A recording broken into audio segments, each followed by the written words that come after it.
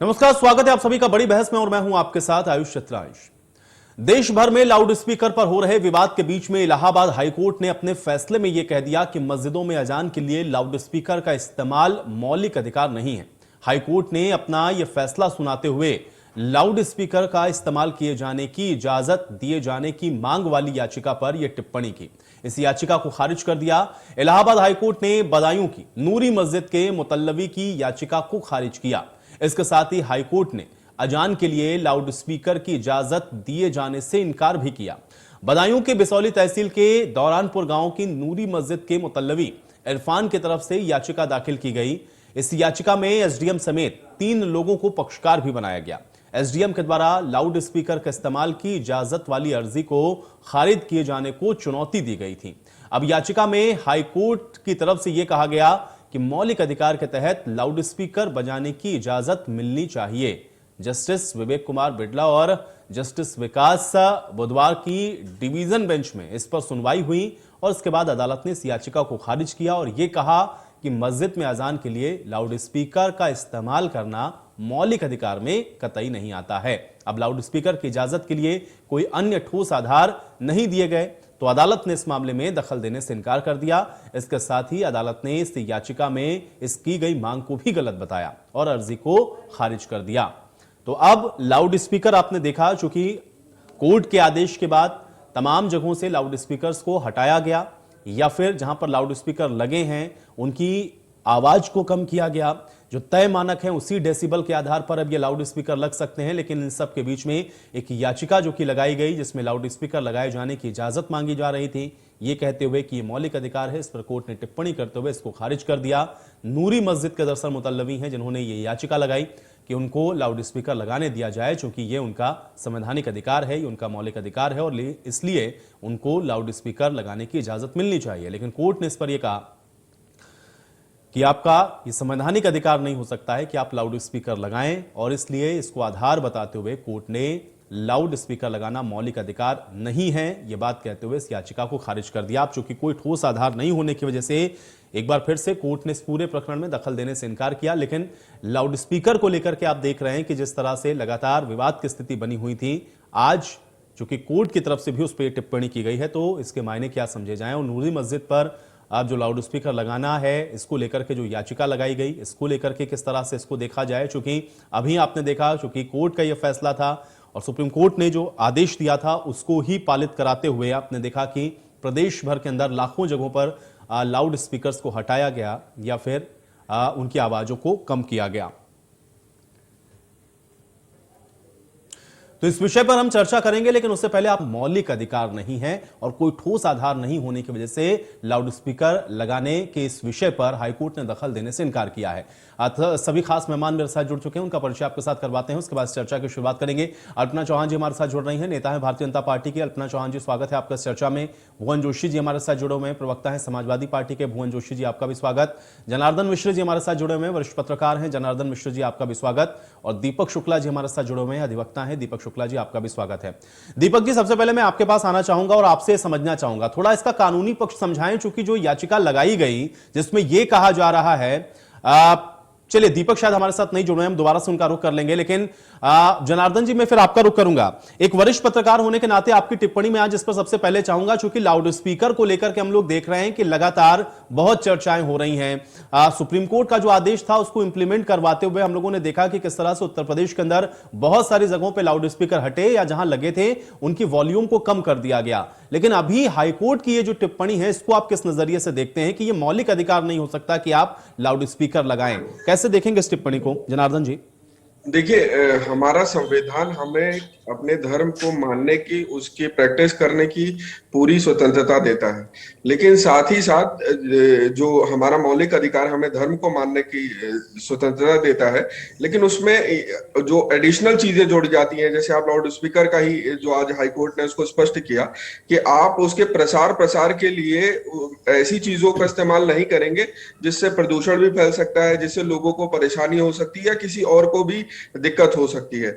तो ये आज उच्च न्यायालय ने इस चीज को स्पष्ट किया और ये पहले से भी आदेश जारी किया गया था कि अगर आप उसको किसी भी धर्म के प्रचार प्रसार में अगर आप उसको इस्तेमाल करते हैं तो एक एक एक सीमित उसकी सीमा होनी चाहिए, उसकी कितना फ्रीक्वेंसी पर वो बजेगा और कितनी दूरी तक उसको पहुंचना है।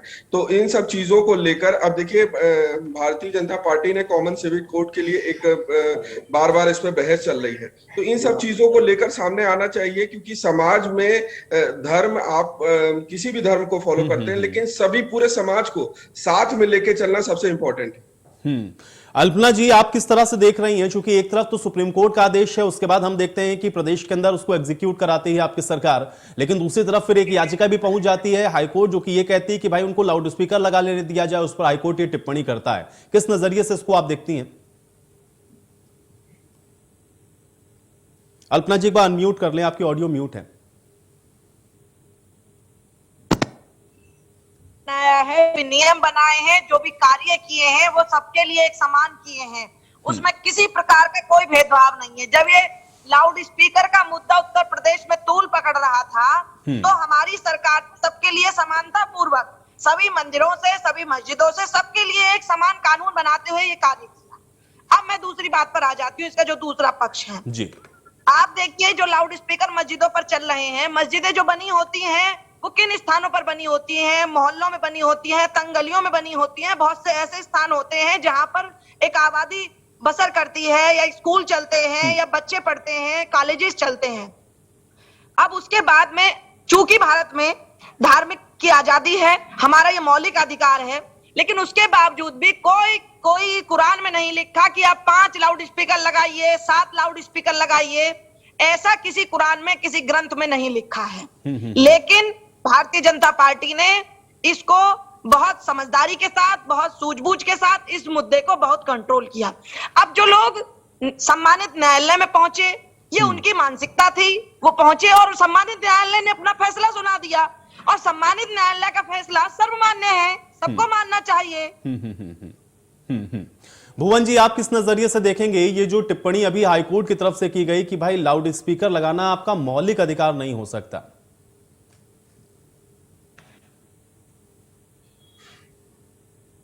वाली पार्टी है, हम लोकतंत्र और संविधान के पक्षधर हैं। अगर कानून द्वारा कोई बात को रखा जाता है तो उसको हम चाहते हैं कि उसका इम्प्लीमेंट किया जाए।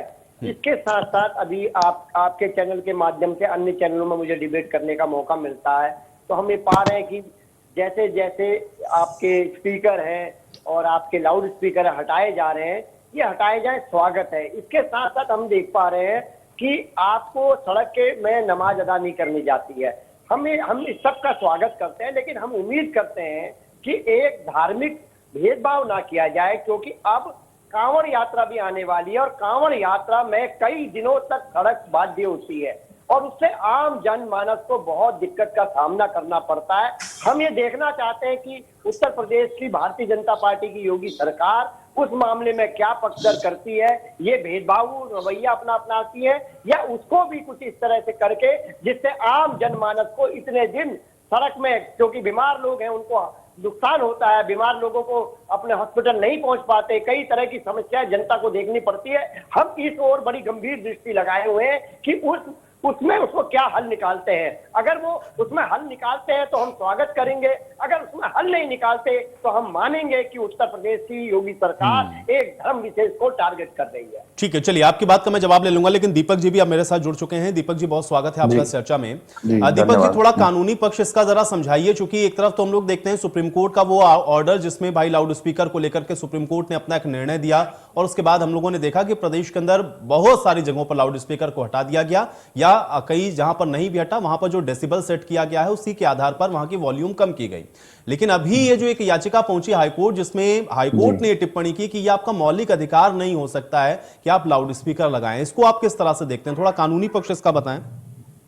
देखिए, ऐसा है, सबसे पहले तो मैं स्पष्ट कर दूं कि ये जो फंडामेंटल राइट्स की बात होती है, सेक्शन 25 जो हमारे कॉन्स्टिट्यूशन में जिसको रखा गया है, आर्टिकल 25, तो उसको ये बहुत ही ज्यादा मिसकंसीव्ड है। लोगों के मन में जो लोगों की समझ है इसके बारे में वो बहुत सीमित है, उसको पूर्णता में अध्ययन नहीं किया है किसी ने भी। देखिए 25 में हमको अंतःकरण की स्वतंत्रता दी गई है, अपने धर्म को मानने की स्वतंत्रता दी गई है, उसको प्रोपोगेट करने की स्वतंत्रता दी गई है, लेकिन वहीं पर उसके एक्सेप्शंस भी दिए गए हैं, उसके अपवाद भी दिए गए हैं वहीं पर। और अपवादों में लोक स्वास्थ्य सबसे पहले है, यानी कि आप अपने धर्म के पालन के दौरान या उसको आगे बढ़ाने के दौरान आप कोई भी ऐसा काम नहीं करेंगे जिससे कि आम जनमानस के स्वास्थ्य को हानि पहुंचती हो। अब सबसे बड़ी बात यह है कि आप अगर किसी ऐसी जगह पर जहां पर ऐसा, भारत एक ऐसा देश है जो हम लोग विविधता में, बहुत विविधता में रहते हैं, तो वहां पर यह नहीं हो सकता है कि एक ही आवाज सभी को अच्छी लगे। वो एक मानक से ज्यादा होगी, अगर एक डेसिबल से ज्यादा होगी तो वो दूसरे के लिए शोर बन जाएगी। अब इसमें ये मुद्दा जो है न्यायालयों के द्वारा पूर्व में भी कई बार स्पष्ट किया जा चुका है। इससे पूर्व भी 2015 में माननीय इलाहाबाद उच्च न्यायालय ने इस संदर्भ में पारित किया था सिद्धांत कि डेसिबल जो रामपुर के संदर्भ में थी कि निर्धारित डेसिबल से ऊपर किसी भी सूरत में कोई भी लाउड स्पीकर की आवाज नहीं जानी चाहिए। लेकिन फिर ये इरफान वर्सेस स्टेट नाम की एक याचिका आई, उसमें पुनः उसी चीज को माननीय न्यायालय ने फिर उसी बात को दोहराते हुए याचिका को खारिज कर दिया कि नहीं, ये आपका मौलिक अधिकार नहीं हो सकता है, क्योंकि ये जो प्रैक्टिस है अजान की, ये तो बहुत पुराने समय से हो रही है। और हाँ, उस समय मौजिन होते थे तो वो ऊपर चढ़ करके, जो मीनारें होती थी उन पे चढ़ करके अपने ह्यूमन वॉइस में एक बांग देते थे और नमाज पढ़ते थे। तो आप उस तरीके से कर सकते हैं। 2015 में भी इसी का उन्होंने जिक्र करते हुए ये कहा कि आप ह्यूमन वॉइस में आप ऊपर चढ़ के आप मुअज्जिन है, जो मुअज्जिन है वो उसको जो है वहां पर बांध दे सकते हैं, आप वहां पर जो है नमाज अदा कर सकते हैं। लेकिन जो एम्पलीफायर्स हैं, जो वॉइस एम्पलीफायर की बहुत बाद का इन्वेंशन है और इसको इस्लाम का इंटीग्रल पार्ट नहीं माना जा सकता है। तो ये पूरी तरीके से कानून का जो विषय है वो बहुत ही स्पष्ट है। और आपने बहुत बेहतर तरीके से समझाया। मुझे लग रहा है किसी को अगर कोई शको शुबा होगी तो वो भी यहां पर क्लियर हो गई। अल्पना जी जवाब दीजिए। भुवन जी ने ये कहा कि ठीक है, लाउड स्पीकर आपने हटवा दिया, ये तो कोर्ट का भी आदेश था, लेकिन अगर सड़क पर नमाज पढ़ने से भी अगर आप रोक रहे हैं तो अभी कांवड़ यात्रा आने वाली, थोड़ी व्यवस्था वैसी करिएगा। अल्पना जी जवाब दीजिए। देखिए, मैं भुवन जी को बताना चाहूंगी कि जो कांवड़ यात्रा निकलती है वो 12 महीने नहीं निकलती, उसका एक सीमित 7 दिन का 10 दिन का समय होता है। और दूसरी चीज, आप पिछला योगी सरकार का कार्यकाल उठा लीजिए, जिन जिन मुस्लिम बाहुल्य क्षेत्रों से कांवड़ यात्रा निकली है, बरेली, मुजफ्फरनगर, रामपुर, वहां किसी प्रकार का कोई दंगा नहीं हुआ। योगी सरकार ने पूरे इंतजामात किए, पूरी सुख सुविधा का ध्यान रखा, उसके अलावा कानून व्यवस्था मुस्तैदी से वहां तत्पर रही कि किसी प्रकार का कोई दोनों धर्मों में किसी प्रकार का कॉन्फ्लिक्ट ना हो। अभी दीपक जी बता रहे थे, संत कबीर ने कहा है, कांकर पाथर जोड़ी के मस्जिद लई बनाए, ता चढ़ी मुल्ला भाग दे, क्या बहरा हुआ खुदा है। आप बताइए कि क्या 5 लाउड स्पीकर लगाने से, साउथ लाउड स्पीकर लगाने से क्या क्या अल्लाह ताला ज्यादा खुश हो जाता है? और उसके बाद में जो ये नमाज के वक्त बोलते हैं, जो उसका प्रोनाउंसिएशन है, उसका साफ साफ मतलब है ये अपने धर्म को बड़ा बनाते हैं, ये और धर्मों को जो है नीचा दिखाते हैं। तो इस प्रकार का कंटेंट उत्तर प्रदेश की जनता नहीं सुन सकती, यहाँ की जनता को ये स्वीकार्य नहीं है। आपको अगर अपना धर्म अच्छा लगता है, अगर आपको अपने खुदा बड़े लगते हैं, अपने घर में बड़े कीजिए, अपनी मस्जिद के अंदर बड़े कीजिए। आपको किसने अधिकार दिया कि आप दूसरे के भगवान को, दूसरे के वाहे गुरु को, दूसरे के ईसा मसीह को आप छोटा बताएं? आप बताइए इस चीज को। और जिस ये कांवड़ यात्रा का हवाला दे रहे हैं, सबसे ज्यादा बढ़िया तरीके से पिछले कार्यकाल में योगी सरकार ने ही उस कांवड़ यात्रा को संपूर्ण कराया था। और जल्दी आप देख लेंगे इस बार भी कांवड़ यात्रा कितने बढ़िया तरीके से। चलिए, मैं भुवन जी कुछ कहना चाह रहे हैं। भुवन जी, मैं कहना चाहता हूं भारतीय जनता पार्टी की प्रवक्ता साथी से, ये शायद मेरे विषय को समझे नहीं। अगर नमाज अदा करना, शुक्रवार की जो नमाज अदा करते हैं अल्पसंख्यक हमारे जो भाई हैं, उसके लिए रोड पे प्रतिबंध लग सकता है, तो उसकी क्या व्यवस्था है? क्या वो 10 दिन में ये आम जन लोग परेशान नहीं होते? क्या स्वास्थ्य सेवाएं उससे प्रभावित नहीं होती? क्या अन्य व्यापार उससे प्रभावित नहीं होते? तो निश्चित तौर पे अगर ये लोग कहते हैं कि हम सभी धर्मों को समान रूप से मानते हैं, तो उसका भी कोई हल निकालना चाहिए, जिससे वो या तो वो यात्रा का समय बिल्कुल न्यूनतम करा जाए, ना कि 10 दिन किसी को बीमार को जब उसका किसी का समय आएगा मेरे बंधु, उसका हल निकल जाएगा। अभी फिलहाल लाउड स्पीकर का विषय है, लाउड स्पीकर पर रहिए, जनता को मत भटकाइए। हम जानते हैं कि आप लोगों के पास तुष्टीकरण की राजनीति के मुद्दे रह गए हैं। जनता देख चुकी है आपका चेहरा, चुनाव में आपको अब वो जवाब दे चुकी है। लाउड स्पीकर पर बात कीजिए। जब कांवड़ यात्रा का समय आएगा, कांवड़ यात्रा पर चर्चा करेंगे, आपके साथ में चर्चा करूंगी। चित्रांश जी जरूर इनको बुलाइएगा कांवड़ यात्रा पर चर्चा करने के लिए।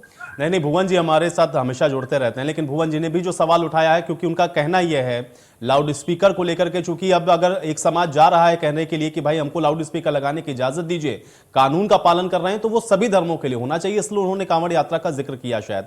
लेकिन जनार्दन जी आपसे भी मैं ये जानना चाहूंगा, क्या आपको लग रहा है कि जब इतना क्लियर कट सारा हम लोगों ने देखा कि एक तो सुप्रीम कोर्ट की क्लियर टिप्पणी है, आज हाई कोर्ट ने भी बिल्कुल क्लियर कर दिया, लेकिन उसके बाद भी बार बार कोर्ट का रुख करना, ये इसको आप किस नजरिए से देखते हैं और क्यों फिर इसकी आवश्यकता पड़ रही है, जब कोर्ट बार बार कह रहा है कि नहीं, इसको हम मौलिक अधिकार तो कम से कम नहीं मान सकते हैं। पूजा पद्धति आपकी कुछ भी हो सकती है, आप आराम से उसको निभा सकते हैं, उसका अधिकार आपको संवैधानिक तौर पर भी है, लेकिन ये बार बार कोर्ट का रुख करना, इसके क्या मायने हैं?